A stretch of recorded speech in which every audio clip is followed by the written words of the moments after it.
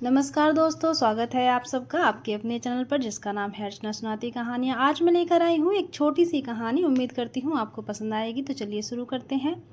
आज एक साथ अपने दोनों बेटे चिराग और दीपक का बड़े धूमधाम से बाजे गाजे के संग ब्याह कर शालिनी देवी फूली नहीं समा रही थी। उनकी दोनों बहुओं का पूरे रीति रिवाज के संग गृह प्रवेश हुआ। गृह प्रवेश के दिन घर के हर एक सदस्य ने दोनों बहुओं को अपनी पलकों पर बिठा लिया। और बिठाते भी क्यों ना, ये दोनों बहू ही तो थी जो अपने पूर्वजों को पानी देने वाली थी, उन्हें ताड़ने वाली थी, घर आंगन में दिया जलाने वाली थी, घर का चिराग देकर वंश को आगे बढ़ाने वाली थी। शालिनी देवी तो एक साथ दो बहू को अपने घर आंगन में पाकर खुशी से झूम उठी थी। शालिनी देवी को शुरू से ही इस बात का गुमान था कि वह दो बेटों की माँ है। उन्हें कभी किसी की कोई ज़रूरत नहीं पड़ेगी, खासकर अपनी जेठानी सविता जी की तो बिल्कुल भी नहीं। असल में सविता जी तो स्वयं बेचारी व दुखियारी की श्रेणी में आती थी, क्योंकि वह दो बेटियों की माँ थी। वैसे भी यह मान्यता जग जाहिर है कि बेटियां पराया धन होती हैं। भला बेटियां भी कभी अपने माँ बाप या मायके के लिए कुछ कर सकती हैं? बेटियां ना तो कुल का नाम रोशन कर सकती हैं और ना ही बुढ़ापे में अपने माता पिता का सहारा ही बन सकती हैं। अपनी इसी सोच की वजह से शालिनी देवी बेटियों की माँओं से स्वयं को श्रेष्ठतर समझती थी। वह अपनी जेठानी सविता जी को बेबस व लाचार इतना ही नहीं, वे बात बात पर सविता जी को खरी खोटी सुनाने से भी नहीं चूकती थी। दो दो बेटी जनने का ताना देना और उन्हें अपमानित करना तो जैसे उन्होंने अपना अधिकार ही समझ लिया था। रिश्ते व उम्र दोनों में छोटी होने के बावजूद परिवार और समाज में शालिनी देवी का ओहदा अपनी जेठानी सविता जी से ऊपर था, क्योंकि वह दो दो बेटों की माँ थी और सविता जी दो बेटियों की।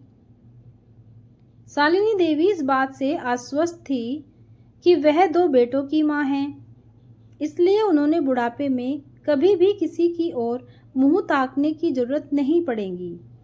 दो बेटों की माँ होने का गुरूर शालिनी देवी पर कुछ इस तरह से छाया हुआ था कि वह हमेशा शान व रुआब से भरी रहती और सविता जी परिवार वालों के समक्ष सदा झुकी हुई, मानो बेटियों को जन्म देकर उन्होंने कोई पाप कर दिया हो। वैसे तो सविता जी अपनी दोनों बेटियों से अत्यंत स्नेह रखती थी, परंतु उन्हें भी इस बात का मलाल था कि उनका कोई बेटा नहीं है। यदि होता तो उनका भी बुढ़ापा आराम से सुरक्षित व सुखमय होता, क्योंकि सविता जी भी इस पूर्वाग्रह से ग्रसित थी कि बेटा ही बुढ़ापे का सहारा होता है। बेटियां आज नहीं तो कल ब्याह कर पराए घर चली जाएंगी। दोनों बेटों का ब्याह कर शालिनी देवी को ऐसा लग रहा था मानो उन्होंने गंगा नहा लिया हो। वो ये सोचकर निश्चिंत हो गई कि अब उनका बुढ़ापा व परलोक दोनों सुधर गया, क्योंकि उन्हें और उनके पितरों को दिया दिखाने वाली बहुएं जो घर आ गई थी। शालिनी देवी का घमंड चरम पर था और वह सर पर दो बेटों की माँ व दो बहुओं की सास माँ होने का गौरवान्वित ताज पहने घूम रही थी और वक्त का पहिया भी अपनी रफ्तार से घूम रहा था। समय का काल चक्र कुछ इस तरह से करवट बदला कि दिन प्रतिदिन समय बीतने के साथ ही साथ शालिनी देवी का अहंकार भी क्षीण होने लगा था। पति की अरिष्टि के उपरांत तो जैसे शालिनी देवी का पूरा अलंकार ही स्वाहा हो गया। दो बेटों और बहुओं के होते हुए भी शालिनी देवी अपने ही घर में एक ऐसे निर्जीव वस्तु में तब्दील हो गई जिसका स्थान घर का पिछला कोना या स्टोर रूम होता है। परिवार के किसी भी सदस्य को अब शालिनी देवी से कोई मतलब न था। दोनों बेटे प्रतिष्ठित पद पर थे, किंतु उन्हें अपनी माँ से कोई सरोकार न था। बहुएं घर आंगन में रोज दीपक जलाती, लेकिन शालिनी देवी के जीवन में तमस गहराता जा रहा था। इधर सविता जी का जीवन पूर्ण रूप से परिवर्तित हो चुका था। उनकी दोनों बेटियां अमृता व रोशनी अब प्रशासनिक अधिकारी बन चुकी थी। समाज में सविता जी की पूछ परख बढ़ गई थी। दोनों बेटियां ब्याह कर अवश्य अपने ससुराल चली गई थी, परंतु उन्होंने अपनी माँ और मायके का साथ नहीं छोड़ा था। समय समय पर बराबर दोनों बेटियां अपनी मां के पास आती और सविता जी के स्वास्थ्य व जरूरतों का पूरा ख्याल रखती थी। अब सविता जी का चेहरा खुशी से दमकने लगा था, आंखों में चमक आ गई थी। अब उन्हें दो बेटियों को जन्म देने व कोई बेटा न होने का लेस मात्र भी अफसोस न था।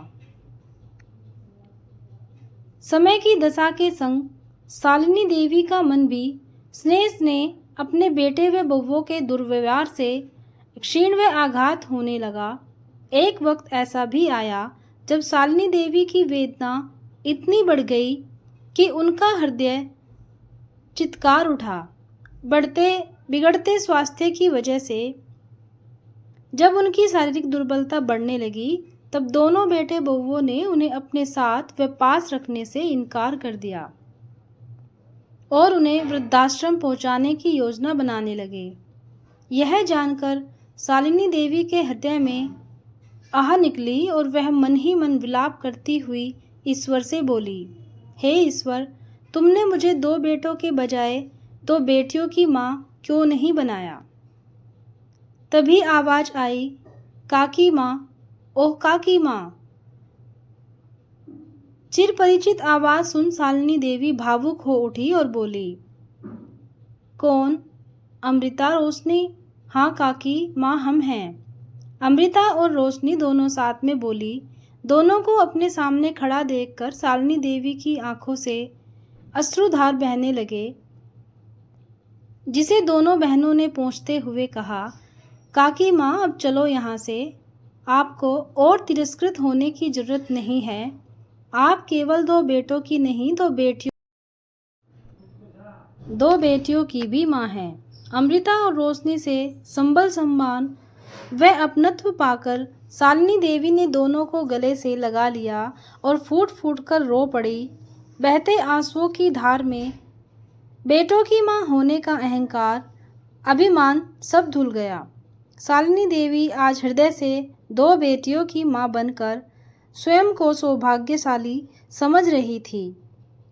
तो दोस्तों, ये थी छोटी सी कहानी। उम्मीद करती हूँ पसंद आई होगी। अगर पसंद